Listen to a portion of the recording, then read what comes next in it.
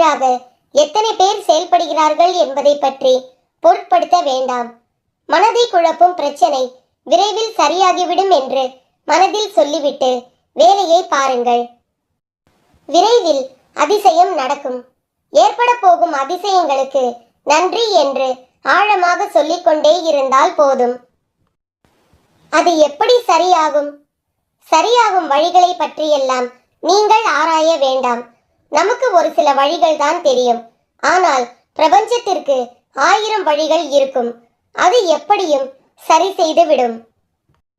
உங்கள் வார்த்தைகள் மற்றும் எண்ணங்கள் பிரபஞ்சத்திற்கு கட்டளைகளாக அனுப்பப்பட்டு விரைவில் சரி செய்து விடும். உங்களை சுற்றி எதிராக நடப்பதை பற்றி கவலைப்பட வேண்டாம். பயம், குழப்பங்கள் வரும்போது பதட்டம் இல்லாமல் ஆழ்ந்த அமைதியாக இருக்க கற்றுக்கொள்ளுங்கள். நான் மிகுந்த நம்பிக்கையாக இருக்கிறேன். விரைவில் அதிசயம் நடக்கும். ஏற்பட போகும் எல்லா அதிசயங்களுக்கும் நன்றி, இந்த பிரபஞ்சத்திற்கு நன்றி என்று ஆழமாக மனதில் சொல்லிக்கொண்டே இருங்கள். நிறுத்தாமல் சொல்லிக்கொண்டே இருங்கள். உங்கள் வார்த்தைகள், நம்பிக்கையான உணர்வுகள், சந்தோஷமான எண்ணங்கள் போதும். எல்லாவற்றையும் சரி செய்து விடும். உங்களின் நேர்மறையான சக்தி இந்த பிரபஞ்சத்தை காட்டிலும் சக்தி வாய்ந்தது என்பதை மட்டும் உணருங்கள். பாபாவின் செயல்கள் அனைத்தும் அற்புதம் நிறைந்தவை. அவர் எந்த நேரத்தில் என்ன அற்புதம் நிகழ்த்துவார் என்பதை யாரும் அறிய இயலாது. பாபா யாரையும் வெறுப்பதில்லை. தன்னை ஏற்றுக்கொண்ட அனைவருக்கும் நல்லது மட்டுமே செய்கிறார். அனைவரின் கஷ்டங்களை தீர்ப்பாரே தவிர அவர் யாருக்கும் கஷ்டங்களை கொடுப்பதில்லை. பாபா என்னை சோதிக்கிறார், நிறைந்த கஷ்டங்களை தருகிறார் என்பதெல்லாம் நமக்கு நாமே சொல்லிக் கொள்வதுதான். அவர் நல்லவர்கள் கெட்டவர்கள் அனைவரையும் ஒன்றாக பார்ப்பவர். கெட்டவர்களை திருத்தி நல்வழிப்படுத்துவார், நல்லவர்களை உயர்த்தி தன்வயப்படுத்துவார். ஒவ்வொருவரும் தங்கள் கர்மாக்களில் இருந்து மீள வழிவகுப்பார். கர்மாக்கள் முடிந்து முழுவதுமாக பாபாவிடம் சரணடைந்தவர்களிடம் பாபாவே பல வழிகளில் பேசுவார். பாபாவிடம் முழுவதுமாக சரணடைந்தவர்களால் மட்டுமே அதை உணர முடியும். இது அனைவராலும் அறிய இயலாது. ஒருமுறை ஒரு பக்தர் பாபாவிடம் கேட்டார், அதாவது சென்ற பிறவியில் நான் என்னவாக இருந்தேன், என்னென்ன தவறுகள் செய்தேன் என்று எனக்கு தெரியாத நிலையில் அதற்கான தண்டனையை மட்டும் இப்பிறவியில் அனுபவிக்க வேண்டும் என்பது எந்த விதத்தில் நியாயம்?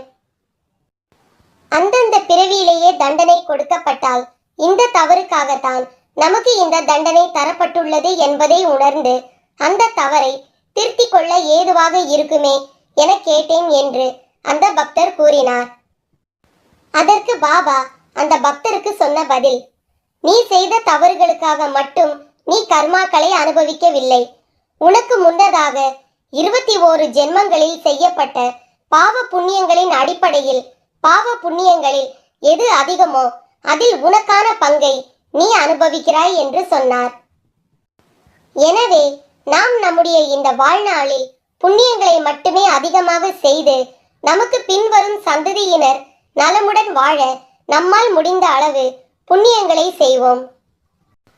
விருப்பு வெறுப்பு இல்லாதவரும் உயர்வு தாழ்வுகளை கருதாதவரும், எவருக்கு பக்தர்கள் எல்லோரும் ஒரே மாதிரியாக காணப்படுகிறார்களோ, எவர் உயிரினங்கள் எல்லாவற்றிலும் எவ்வித பேதமும் இன்றி கலந்து நிற்கிறாரோ, எவர் இந்த அண்ட சராசரங்களில் உள்ள அசையும் அசையா பொருட்களை பகவான் பிரம்மனுடைய ரூபத்தில் உண்டாக்கி வீடுகள், அரண்மனைகள் மற்றும் ஆகாயம் இவை யாவற்றையும் சூழ்ந்து நிற்கிறாரோ, அந்த சமர்த்த சாயியை சாஷ்டாங்கமாக நமஸ்கரிக்கிறோம். அவரை நினைத்தாலும் சரணடைந்தாலும் அவர் நமது எல்லா விருப்பங்களையும் நிறைவேற்றி நம்மை வாழ்வின் லட்சியங்களை அடைய செய்கிறார். லோகாயத இச்சைகளாகிய இந்த சமுத்திரத்தை கடப்பது மிக கடினம். மோகம் என்ற அலைகள் உயர்ந்து தீய எண்ணங்களாகிய கரையை நோக்கி ஓடி மோதுகின்றன. ஆதலால் நமது மன வலிமையாகிய மரங்கள் வேருடன் வீழ்த்தப்படுகின்றன. அகங்காரம் என்னும் காற்று கடுமையாக வீசி கடலை கொந்தளிக்க செய்கிறது. வெறுப்பு, கோபமாகிய முதலைகள் பயமின்றி திரிகின்றன. நான் எனது என்ற எண்ணங்களும் மற்ற சந்தேகங்களும் நீர் சுழல்களாக இடையறாது சுற்றி கொண்டிருக்கின்றன. திட்டுதல், வெறுத்தல், பொறாமை ஆகிய எண்ணற்ற மீன்கள் அங்கு விளையாடுகின்றன.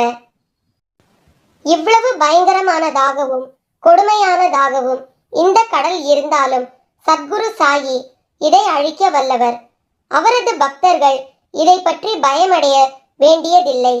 நமது சத்குரு இந்த கடலை பத்திரமாக கடப்பதற்கு வேண்டிய படகு போன்றவர்.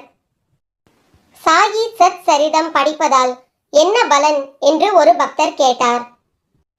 இச்சரிதம் படிப்பதால் நீங்கள் பெறும் நலன்களை பற்றி சில வார்த்தைகள்.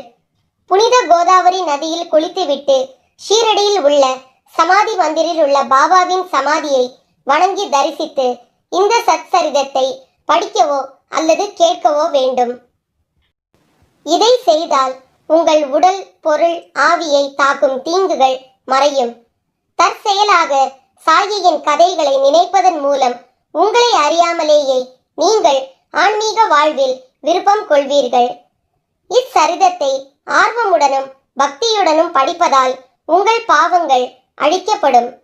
ஜனன மரண சூழலை ஒழிக்க நீங்கள் விரும்பினால் சாயியின் சரிதங்களை பாராயணம் செய்து அவரை நினைத்து அவரது திருவடிகளில் உங்களை சேர்த்து கொள்ளுங்கள்.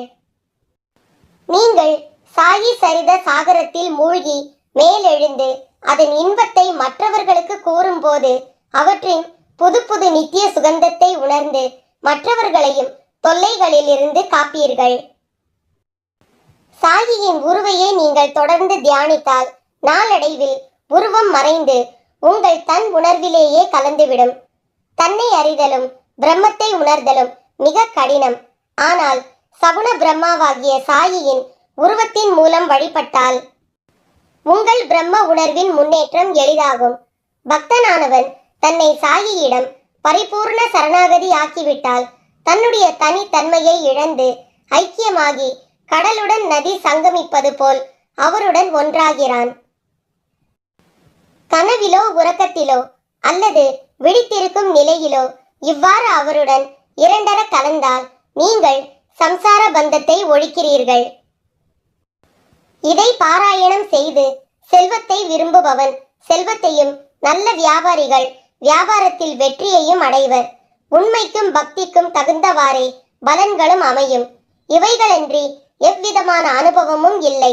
இச்சரிதத்தை பக்தியுடன் படித்தால் சாயி மனம் மகிழ்ந்து உங்கள் அறியாமையையும் ஏழ்மையையும் நீக்கி உங்களுக்கு ஞானமும் செல்வமும் க்ஷேமமும் நல்குவார். இச்சரிதம் வீடுகளில் பாராயணம் செய்யப்பட வேண்டும். இதை கவனமுடன் படித்தால் உங்கள் ஆசைகள் நிறைவேற்றப்படும். அவர் பாத கமலங்களை உங்கள் மனதால் நினைப்பதால் சம்சார சாகரத்தை சுலபமாக கடப்பீர்கள். இதை கற்பதால் நோயாளிகள் குணமுற்று திடகாத்திரம் அடைவர். ஏழைகள் எல்லாம் செல்வம் அடைவர். என் வழியில் நீ வந்தால் உனக்கு எல்லா வழியையும் திறந்து விடுவேன். எனக்காக நீ சிறிது நேரத்தை ஒதுக்கினால் உனக்கு குபேரனுடைய பொக்கிஷத்தை போன்றதை தருவேன். என்னால் நீ பழி சொல்லை ஏற்றால் உனக்கு பூரண அருள் கிடைக்கும். நீ என்னிடம் வந்தால் உன்னை நான் பாதுகாப்பேன். என்னை பற்றி நீ மற்றவர்களிடம் கூறிக்கொண்டே இருந்தால் உன்னை விலை மதிப்பற்றவனாக்கி விடுவேன். நீ என்னை பற்றி நினைத்து கொண்டிருந்தால் உன்னை ரத்தினம் போன்று ஜொலிக்கும் ஆன்மீக ஞானம் உள்ளவனாக மாற்றுவேன். என் உதவியை நாடி வந்து என்னையே ஏற்றால் உன்னை அடிமைத்தனத்தில் இருந்து மீட்பேன். எனக்காக உன்னை எந்த விதத்திலாவது நீ தந்துவிட்டால் உன்னை விலை மதிப்பற்றவனாக்கி விடுவேன். என் வழியில் நீ நடந்தால் பெரும் புகழ் பெறுவாய். என்னை பற்றி இந்த உலகையே நீ மறந்து விடுவாய். நீ என்னுடையவன் என ஆகிவிட்டால் அனைவரும் உன்னுடையவர்களாகி விடுவார்கள். இறைவா, சாயப்பா, உன்னை இடைவிடாது எப்போதும் நான் நினைக்க வேண்டும். இடையில் எந்த தொய்வும் எனக்கு ஏற்பட்டு விடக்கூடாது. கவன சிதறல்களாலும் மதிமயக்கத்தாலும் நான் உன்னை நினைக்காமல் வேறு நினைவுகளில் மூழ்கிவிடக் கூடாது. என்னுடைய முன் கர்மவினையின் காரணமாக நான் நிலையில்லாத பொருட்கள் மீதும் அழியக்கூடிய தேகத்தின் மீதும் ஆசை வைக்காதபடி நீ பார்த்தருள வேண்டும். ஏனென்றால் மனித மனமோ நொடிக்கு நொடி தாவிக்கொண்டே இருக்கும். எனக்கு சதா உன்னை பற்றிய சிந்தனை வேண்டும்.